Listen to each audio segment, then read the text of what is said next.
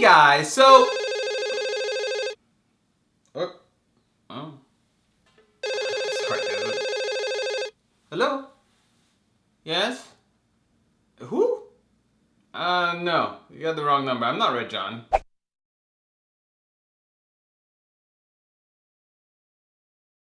Hey everyone, welcome to a new episode of the Mentalist Summer Reviews, a series in which I review older episodes of the Mentalist during the summer so that you and I can share a bond, can share a moment together where we just talk about the Mentalist. Today's episode is the season 3 finale titled Strawberries and Cream, and I'm gonna review part 1 and part 2 in this video because that's how I roll. Story of this episode is super simple. A guy gets blown up. It's about a list. And on the list is Hightower, who's being pursued by Red John, and Patrick finds out and he decides to set up a trap to try and get Red John to reveal himself. First we think it's Bertram, then we find out that it was Olafin who was the mole all along, which leads to this whole chaotic thing in which Patrick confronts a person he thinks is Red John and shoots him. That's the story. Yeah. So what worked in this episode? The first thing I want to talk about was that scene where Lisbon has the bomb on her and Jane is trying to help her. I always love those scenes where you see Lisbon being more vulnerable and Jane being there to support her. You rarely get a lot of those moments where it's intense and you're like, God, I can see how these two people are connected together. I love that scene. I thought it was awesome. And I like the fact that it sort of led to getting the bad guy. And you cannot talk about Strawberries and Cream without talking about the angry little princess, aka Teresa Lisbon with a bridesmaid dress on. I was laughing. I completely forgot about that scene. I was laughing so hard. And I think the moniker of angry little princess fits her so well. That should be her Twitter name, Angry Little Princess. The fun part in this episode was when Jane says, I love you, but to LaRoche. Not Lisbon.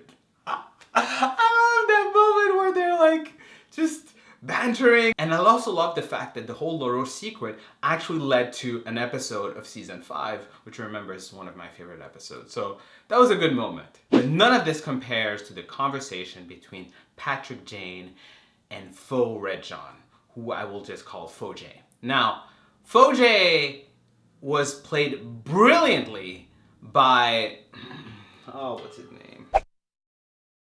It is Bradley Whitford. Yes, I was right. That was an awesome conversation, right? I mean, I remember the first time I saw that scene and I was just brought back to that moment where I just had chills and you're just listening to every word he's saying and you're parsing it and you're thinking, man, this is the guy who's been just haunting Patrick Jane for all these years, and it was great casting. Now on to what didn't work. I get that they wanted to make this a big season finale, so they did a part 1, part 2, 2-hour episode of The Mentalist, but it didn't feel like a 2-hour episode. It felt like 2 separate episodes that were sort of cobbled together. I felt part 1 could have been its own standalone episode. The gas station attendant, aka the Red John disciple. Let's think about how his plan was set up. He was like, oh, you know what? We need to find Hightower. Here's what we're gonna do. We're gonna find one of her cousins. We're gonna torture him. I get that. That's a legitimate use of your time to try to find information.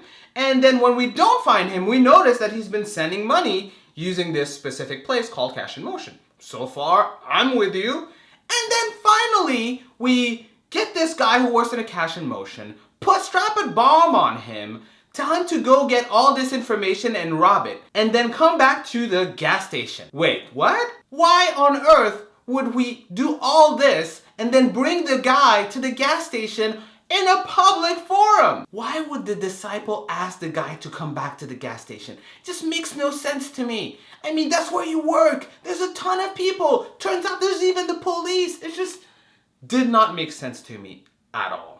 Van Pelt bringing her fiancé to a freaking stakeout. You don't bring your fiancé to a stakeout. That's like stakeout 101. Don't bring your family to a stakeout. I don't care if he's an FBI agent. So what did I think of the episodes overall? I actually liked it.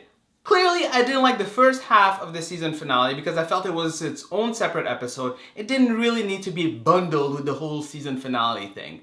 But it was an awesome finale nevertheless, especially culminating with that moment where Jane shoots RJ and just sits down and pays for his tea like a badass. But enough about me. What did you think of the episode? Comment below and let me know what was your favorite moment in this episode. And of course, if you like this video, make sure to hit that like button, share it, subscribe, tell your friends, tell everyone. And if you're new, make sure to subscribe. Next week, I have another video. Yes, I do. Yeah. Anyways, guys, that's all I had today. Thank you so much for watching. Until next time, bye.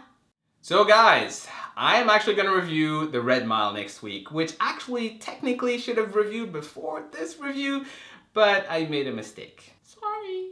I'm gonna go. Sorry.